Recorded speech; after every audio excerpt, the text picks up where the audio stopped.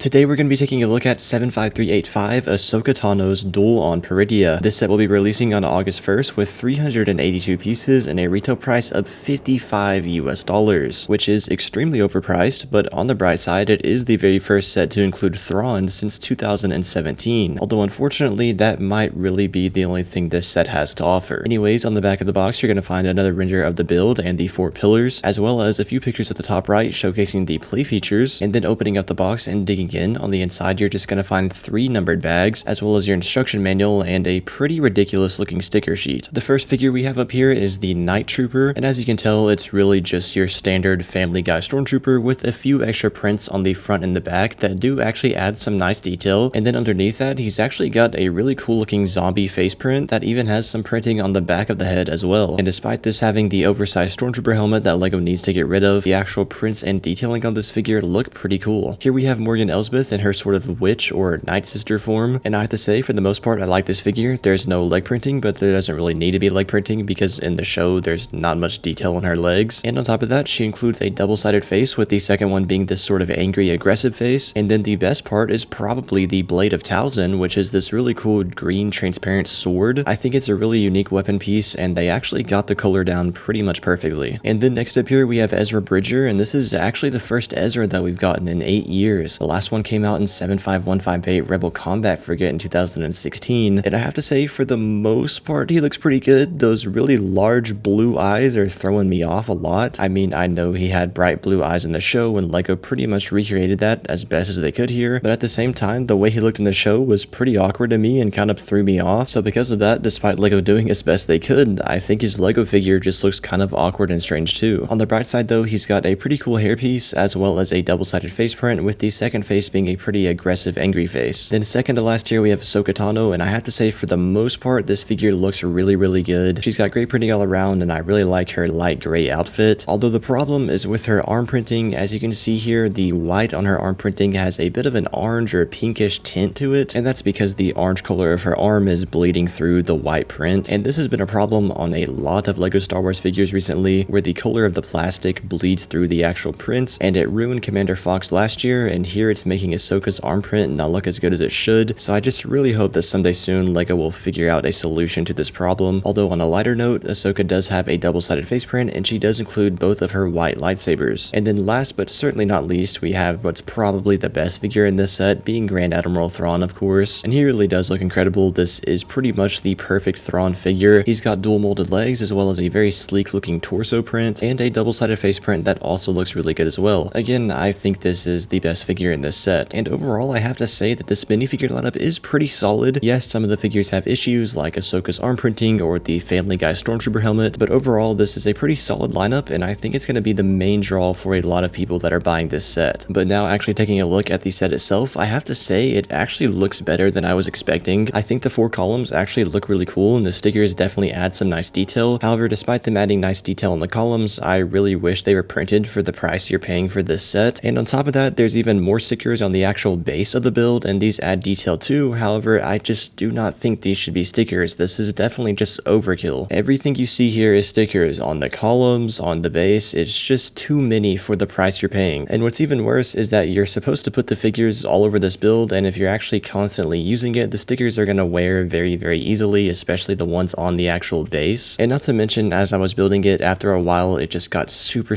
tedious putting all of these on and was kind of annoying. So again, for $55, how overpriced this set is, I don't think it would have been much of a hassle to print these pieces. On a lighter note though, the back of the columns look good. There's some gold colored rods back here to add some detail, and it's not just the back of the plates. And also the base, the back is tiled off a bit, and there's some more gold pieces to add some detail. And also, speaking of the base itself, it's actually pretty cool how they were able to get this shape with it. Besides having to apply all these stickers, it was actually a pretty decently fun build, and there were some pretty cool techniques used. Now you might have noticed that on the side here there are these gears that you can spin, and when you spin these, the 2 smaller circles rotate, and then that big circle in the middle can also rotate as well. You just have to do it manually. And then obviously you can take all of your figures and place them all over the base of the build, putting the characters with lightsabers on these spinny parts. And then this is really the main play feature of this set. You can spin these gears on the side and it spins the circles, and you can kind of pretend like they're fighting, which actually works decently well and is going to be a pretty fun play feature for kids. For adults though, I have to say, when the figures are on the build like this, it is also a a very nice looking display piece. It's super clean and minimalistic, and it's almost even like a diorama in a sense. I just think it looks really good. Although what I don't like is that underneath the pieces that spin, if you lift it up, there's just a blue plate underneath. And if you're looking down at it, these blue pieces bleed through very noticeably. And like, this shouldn't even be happening. I don't understand why LEGO couldn't have just made those black pieces or gray pieces. I mean, I know blue is cheaper and they usually try to hide color pieces within the builds of Star Wars sets, but in this case, they're not very well hidden and they bleed through pretty noticeably. And then the last play feature is that on the back here, you might have noticed there is this little like seesaw looking or catapult looking piece, and you're supposed to sit Ezra on it and push it down, and it's supposed to launch him off and sort of be able to recreate the jump he makes in the actual Ahsoka show. It's a cool idea and a cool feature, but as you can see here, it doesn't really work very well. But I mean, it's the thought that counts, I guess. Now, would I recommend this set to you for $55? And no, man, of course not. The figures, for the most part, are really good, especially Thrawn. I think that's going to be a driving factor for a lot of people. Although for $55, unless you just really want them, I would just wait until it's on sale. This set realistically should not be any more than $40. And on top of it being overpriced, there's an absurd amount of stickers that are going to wear off very easily. And there's also problems with some of the figures like Ahsoka and then the Family Guy Stormtrooper helmet, which LEGO always uses, but I'm always going to point it out because it looks awful. But really, the main two issues to me are just the stickers and the price. This set definitely did have potential, and for the most part, it looks good on display, although those two factors are holding it back quite a bit, to me at least. So because of that, I'm feeling a 7.7 out of 10. Again, the stickers and the price are just the main issue. If this set was $40 and had all printed pieces, I mean, I'd probably give it up to a 9 out of 10. But like I said, it had potential and just seemingly got kind of ruined. Anyways, guys, let me know what you think about this set down in the comments below. If you're new, please consider subscribing, and if you want to check out more of my videos, you can see me on screen right now.